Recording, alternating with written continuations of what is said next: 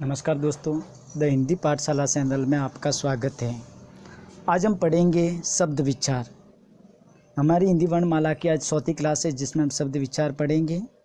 तो दोस्तों आइए क्लास को शुरू करते हैं। शब्द यानी वर्णों का सार्थक समूह शब्द कहलाता है।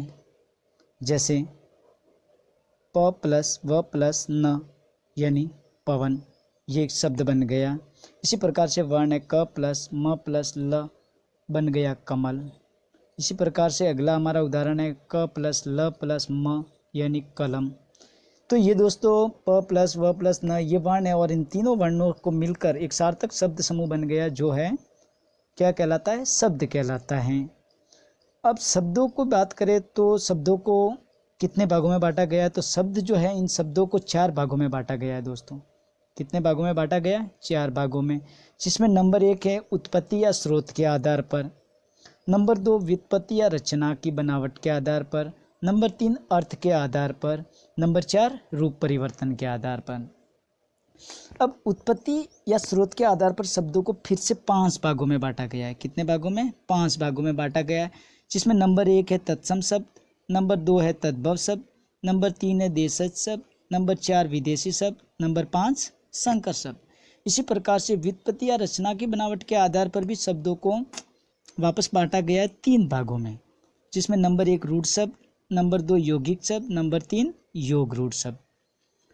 और अर्थ के आधार पर शब्दों को बांटा गया 8 भागों में। कितने भागों में बांटा गया? 8 भागों में, जिसमें नंबर 1 एकार्थी शब्द, नंबर 2 अनेकार्थी शब्द, नंबर 3 पर्यायवाची शब्द, नंबर 4 विलोम शब्द, नंबर 5 युग्म या समानोच्चारित शब्द, नंबर 6 शब्द समूह या वाक्यांश के लिए एक शब्द, नंबर 7 समान प्रतीत होने वाले भिन्नार्थक शब्द और नंबर 8 समूहवाची शब्द।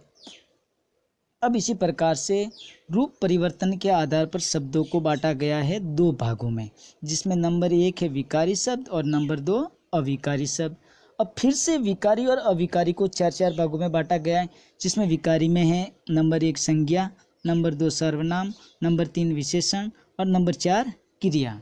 इसी प्रकार से अविकारी शब्द नंबर 1 क्रिया विशेषण, नंबर 2 संबंध बोधक, नंबर 3 समुच्चय बोधक, नंबर 4 विस्मयादि बोधक। तो दोस्तों आपको ये याद रखना है कि शब्द को कितने भागों में बांटा गया? तो शब्द को बांटा गया 4 भागों में। व्युत्पत्ति या स्रोत के आधार पर, उत्पत्ति या स्रोत के आधार पर, व्युत्पत्ति या रचना की बनावट के आधार पर, अर्थ के आधार पर और रूप परिवर्तन के आधार पर। अब अगर उत्पत्ति के आधार पर शब्दों को पूछे तो 5 भागों में, तत्सम, तद्भव, देशज, विदेशी और संकर। उसी प्रकार से उत्पत्ति या रचना की बनावट के आधार पर पूछे तो 3 भागों में, रूढ़ शब्द, यौगिक शब्द और योग रूढ़ शब्द। फिर अर्थ के आधार पर पूछे तो 8 भागों में, एकार्थी शब्द, अनेकार्थी शब्द, पर्यायवाची शब्द, विलोम शब्द, युग्म समानोच्चारित शब्द, शब्द समूह या वाक्यांश के लिए एक शब्द और समान प्रतीत होने वाले भिन्नार्थक शब्द और समूहवाची शब्द।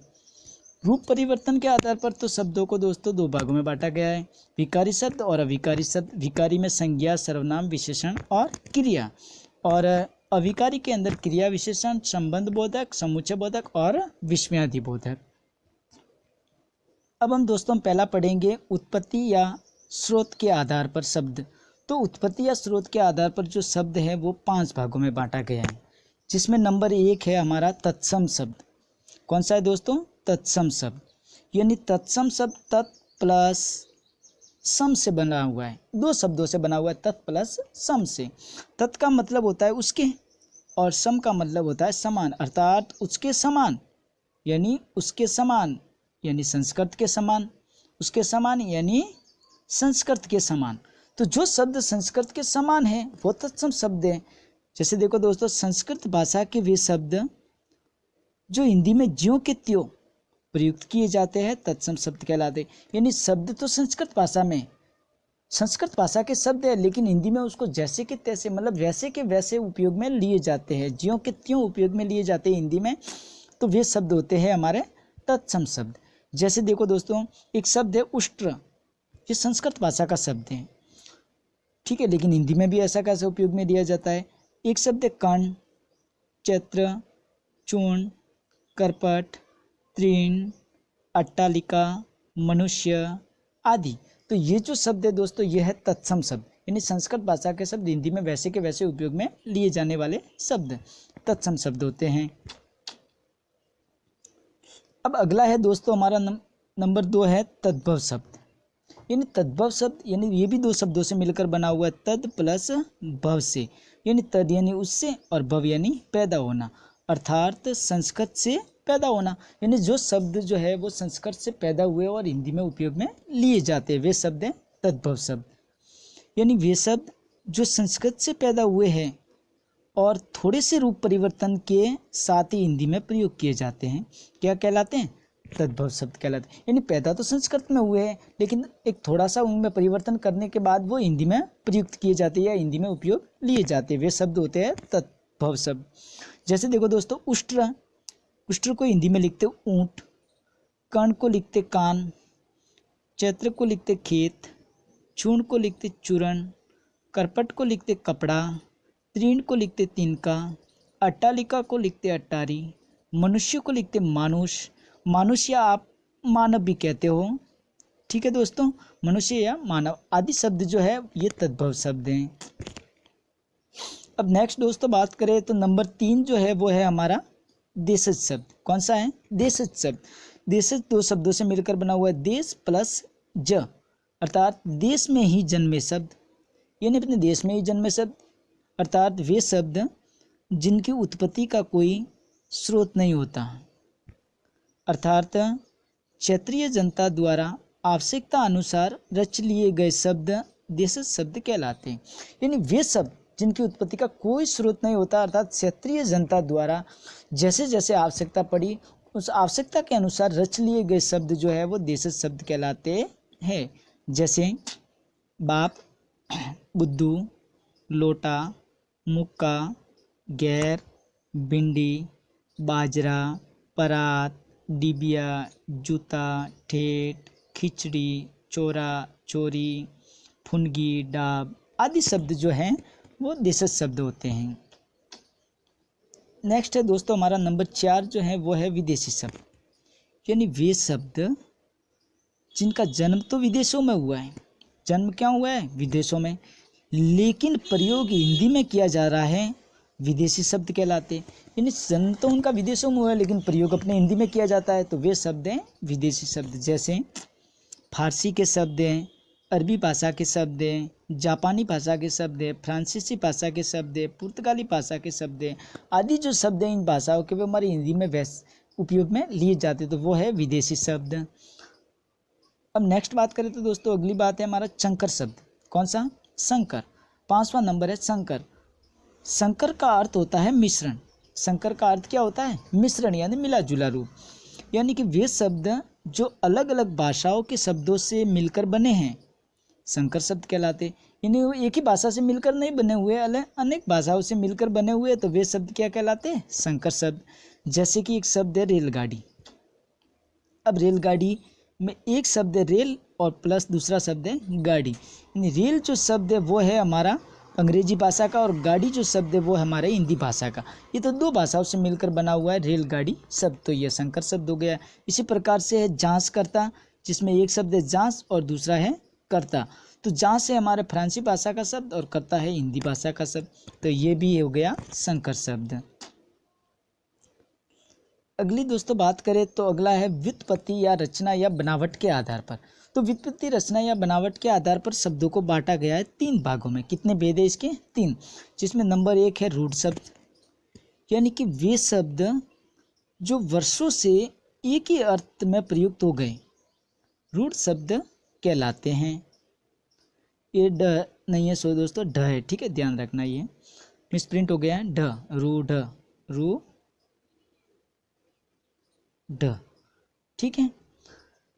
तो वे शब्द जो वर्षों से एक ही अर्थ में प्रयुक्त होते हैं हो गए हैं वे रूढ़ शब्द कहलाते हैं। जैसे दिन, धूप, लड़का, नदी, पहाड़, आकाश, दीपक, रोटी इत्यादि शब्द जो है वो रूढ़ शब्द हैं।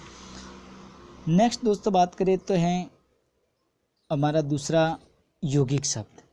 यानी कि वे शब्द जो 2 या 2 से अधिक शब्दों से मिलकर बनते हैं और दोनों शब्दों का अलग अलग अर्थ होता है तथा अपने अर्थ में प्रयोग किए जाते हैं यौगिक शब्द कहलाते हैं।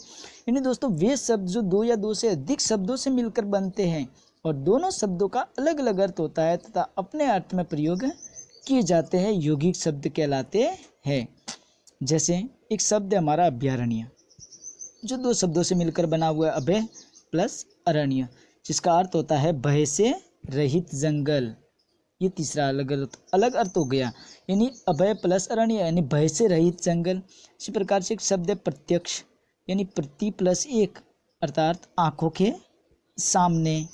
इसी प्रकार से एक शब्द है पर्यावरण, जो बना हुआ दो शब्द है जिसमें परि प्लस आवरण, जिसका अर्थ होता है चारों ओर से घिरा हुआ। ये हो गया यौगिक शब्द।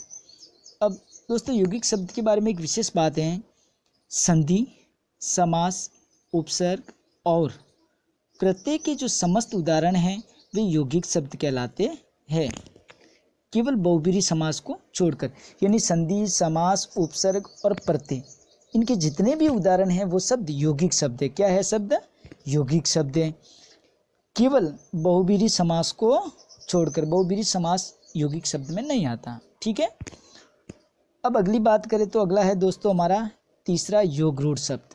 व्युत्पत्ति या रचना के आधार पर जो तीसरा है वो है योगरूढ़ शब्द, यानी वे शब्द जो दो शब्दों से मिलकर बनते तो हैं और दोनों शब्दों का अलग अलग अर्थ भी होता है, लेकिन किसी अन्य के अर्थ में रूढ़ हो जाते हैं, योगरूढ़ शब्द कहलाते।